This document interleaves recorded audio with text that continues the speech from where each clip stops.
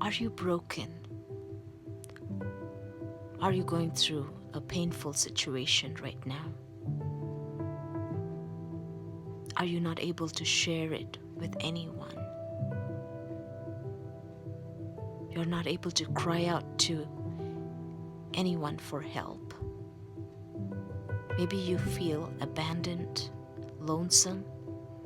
There's no cure for your illness. This one's for you. O Lord, my God, I cried to you for help, and you restored my health. Jesus is willing to hear your cry. He's willing to restore your brokenness, your health, no matter whatever situation you're going through. Come to the presence of the Lord and cry out to Him.